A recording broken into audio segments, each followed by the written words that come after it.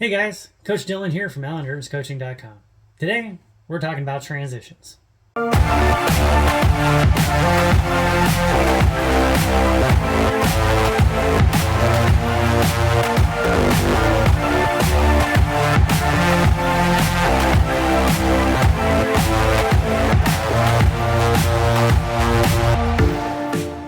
Transitions are important for multi-sport athletes for a variety of reasons, mostly dependent on the race you're doing.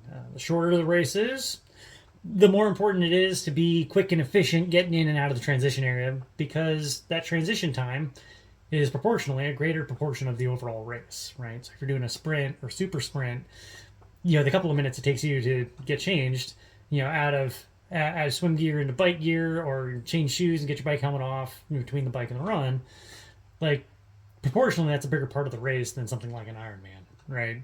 Um, if you're doing an Ironman, in 30 seconds in transition, taking an extra 30 seconds may be a good thing, right? And that's one of the things we're going to talk about today. So before I forget, hit subscribe, hit the like button, share a comment down below, share this with a friend, because we got to appease those algorithm gods. And if you find this useful, let me know. And if you have specific questions about whatever you want the next training talk to be about, leave a comment down below and let me know. So here we go. Transitions. Basically, for those of you who aren't multi-sport folks or aware of the lingo, that kind of thing, transitions are it's the part of the race where we switch modalities. For a typical triathlon, it's when we get out of the water and we get onto the bike, or we get off the bike and we're starting to run. And so, we have a dedicated area set up for this for both transition 1 and transition T1 and T2, transition 1 and transition 2, depending on what we're doing. With the bike racks and all our gear that we're going to need kind of right beside our bike or at the spot where we're going to be parking our bike for transition 2.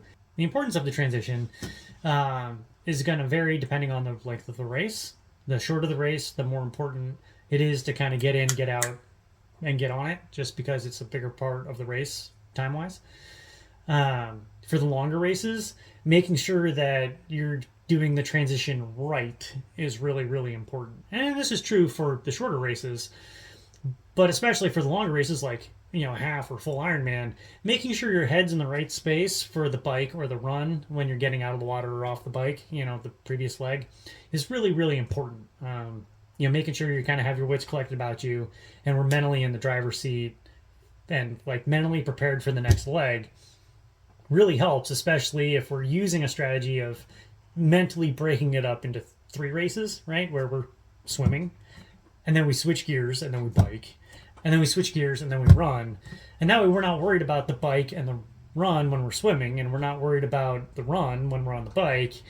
We're focused on the part we're in, right? And so in order to be that kind of focused, it helps to have a standard routine you go through to kind of get in the right headspace, because they're different, right? So just like when you're starting any other workout, you put your workout clothes on, you put your shoes on, your body's like, okay, time to get on the bike, or it's time to go run. You get in your swim gear and get your goggles on. Your body's going to go, okay, we're getting ready to swim, right? And so getting that mental switch going and programmed is a big reason why we want to practice transitions as we're getting out of swim gear and into bike, or off the bike and to the run. That way it's easier for our brain to make that switch in the race, right? And so that's a big part of the reason why it's really important, especially on the longer races where we really want to break it up mentally into 3 discrete chunks or more. That way we're not worried about mile 20 of the marathon when we're at the turnaround point for the swim, right? You don't need to be worrying about that yet. That's not going to be productive. And so making sure we're doing it right is really important. We want to make sure we hustle, but we don't hurry, right? Because hurrying is going to increase our anxiety. It's going to get the heart rate too high. It's going to get us overjacked. And when we're talking about longer duration races that are an hour and a half or longer, we really want to do what we can to kind of put a damper on that anxiety level, keep the cortisol levels down. We don't want too much adrenaline. So we want to hustle, we want to be efficient, but we don't want to hurry, right? We don't want to be lazy and lackadaisical. but we don't want to hurry, right? Especially for those longer races. If you've got to pick between the two, you probably want to take an extra 30 seconds. That's okay. All right. The big thing, especially getting out of the water, is we want to make sure we get some nutrition in right away, especially for the longer races or for some of the shorter races, depending on how long they are and how long it takes you to get through the swim and the bike and how good you are at onboarding nutrition and hydration on the bike. Getting some nutrition and hydration in you before you start the run, right? Now, if you're doing a longer race and you're running with a pack or a handheld, yeah, you're going to be able to onboard nutrition and hydration while you're running. But you have the opportunity to sit for 30 seconds and eat something solid, which, if you're doing a longer race, can be really big. And that can really help with that mental switch too, and just kind of putting you in the right headspace, right? And so, and getting that nutrition in, especially the higher quality nutrition, and getting a chance if we're pushing a little too hard accidentally on the bike or something like that, or we're pushing a little too hard on the tail end swim and we pushed a little too hard and we're a little gassed, getting a chance to get our heart rate back down for a minute may not be a bad thing before we start the next bit and we're overclocked going into it. I know we've all done interval work or repeat work, no matter the modality, whether swim, bike, run, cross-country skiing, whatever, where you go too hard on one rep and then you take your designated recovery time and then you start the next rep, but you're still not fully recovered from the previous one, right? And so you're not able to execute the next one and the next one and the next one effectively because you're just behind the 8 ball the whole time, right? And so those transitions allow us to get a little bit of that reset button if we need it, right? And recognizing that is important, and being able to recognize when you need that is important, right? And so practicing that is part of how we do that. So the goal of practicing these, we want to fine tune what we need available to us on race day. What nutrition we need to be successful. Some of us do really good on real food, right?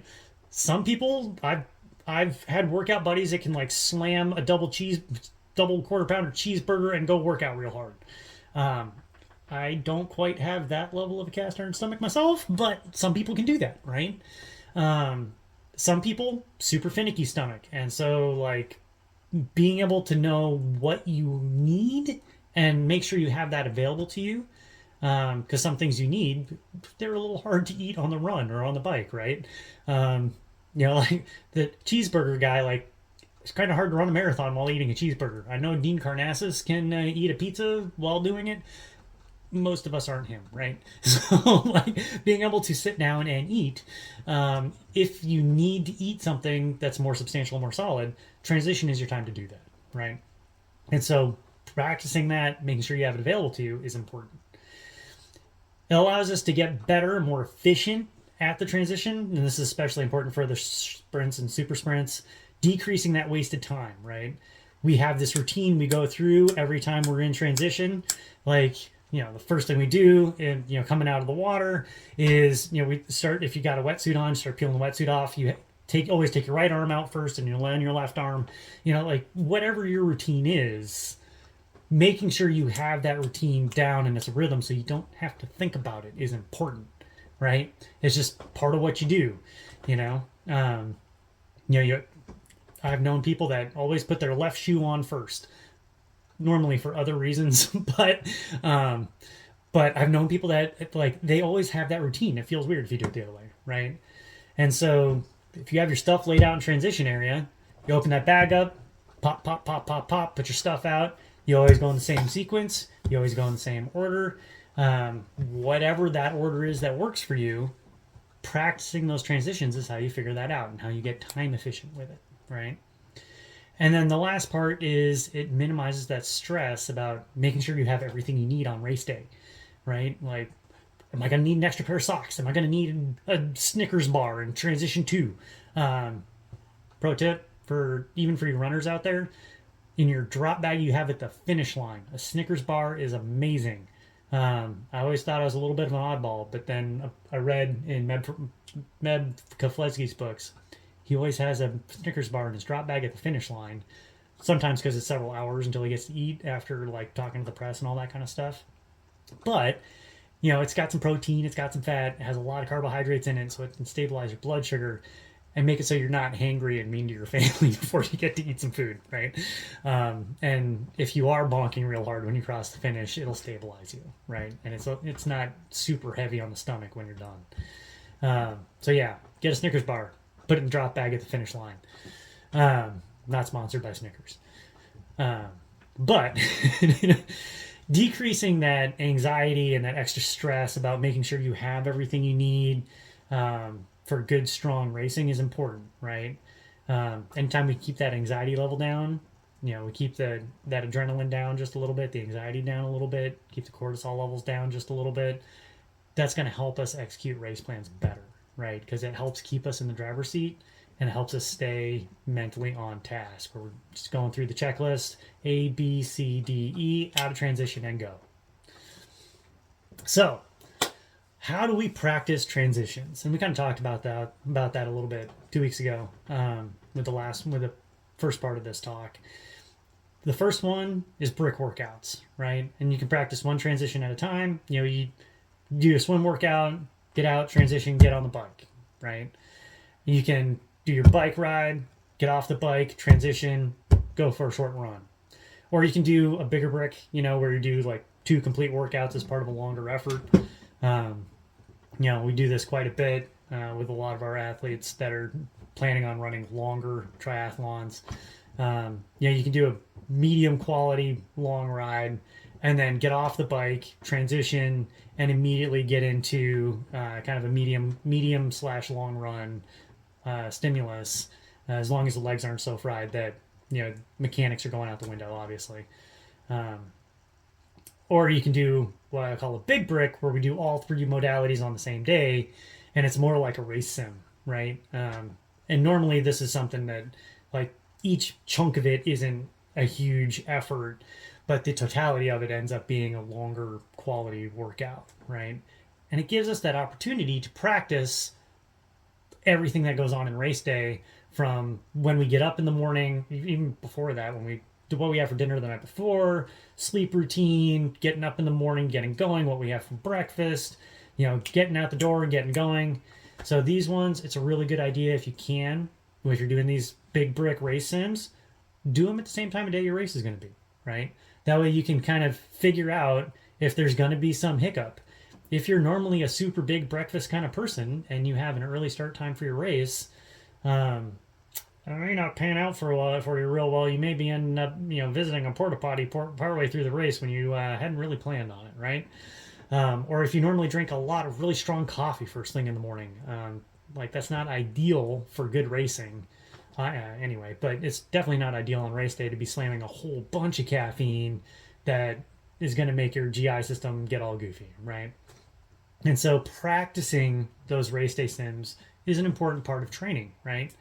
And so you can do that either just with a big brick workout where the focus is on execution, not necessarily like specific splits or anything like that, but how well you execute the swim and transition 1 and the bike and transition 2 and the run, right? All together. And then the other thing you can do are tune-up races. Practicing those tune-up races can be a really good way to put yourself in that race day environment where there's that added pressure of other people doing the same thing you're doing and potentially going faster than you, right? Getting in and out of transition faster than you or slower than you or whatever, and being able to run your own race, right? Being able to do what you need to do and stay focused while you're in transition instead of getting caught up with what the guy or the girl next to you is doing. Making sure it gives us a way to practice putting the blinders on and staying focused on what we're doing, being in the moment, going through our checklist, and getting in and out efficiently and staying mentally in the driver's seat. So, if you found that helpful for you, leave a comment down below, hit a like, share this with someone you think might find it useful, spread the word. If you have questions about how to actually put this into practice and execute it, get in touch. I'd love to hear from you guys. I love hearing from you guys all the time. So, if there's anything you want to hear about in the next training talk, leave a comment down below. Let me know. So until next time, train smart.